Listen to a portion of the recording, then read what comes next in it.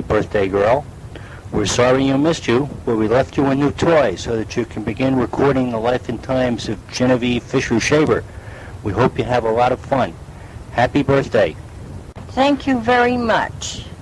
You gave me a big job to do, and I hope I can satisfy your desires. Don't forget, it's 75 or more years ago that I moved to Connecticut as a little itty-bitty baby.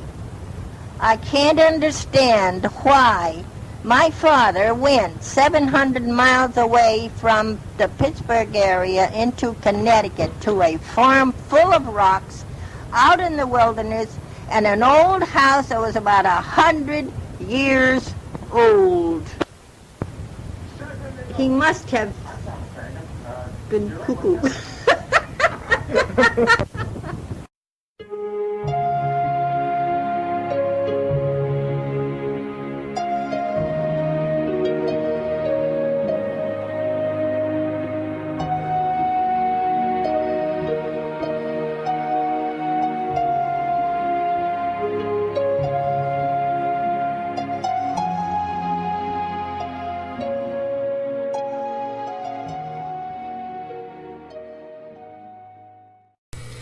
With this heartfelt and insightful gesture on Valentine's Day 1986, the 76th birthday of our mother, John commissioned this one-room school teacher to record the Fisher family history, an autobiographical documentary of rural Salem, Connecticut during the years of 1910 into the 1930s.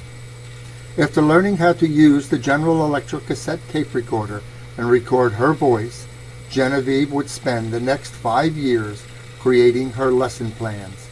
There were no computers or paper copiers in her youth, and now in her home in the 1980s. So she always wrote and rewrote her stories longhand. It was over simple treats of homemade jams on bread with tea, pies or Polish soups and dishes, recipes she was taught from her mother Agatha, that we became rapt with her storytelling. By the time chapter 4 comes around, her style and seriousness emerged.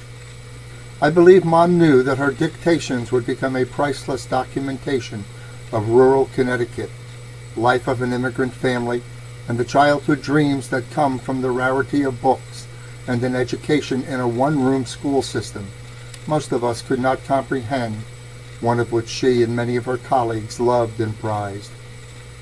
It is now the year 2015, and I no longer have Mom to ask questions of, or for her to expound upon her text, or to coax her to write another story, as she passed on January 30th, 2001.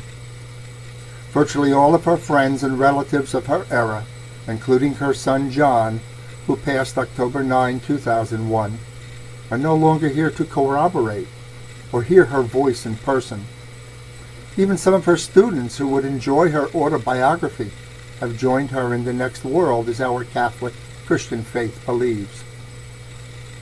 It is from her handwritten notes that I fashioned this manuscript in typed form. I did not juxtapose her ad-lib remarks and text edits of her audio recordings so as to preserve the base documents.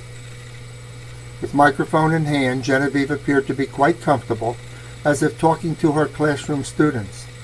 Tonal inflections, enunciation, and diction reflect her strong desire to ensure the listener will understand her experience.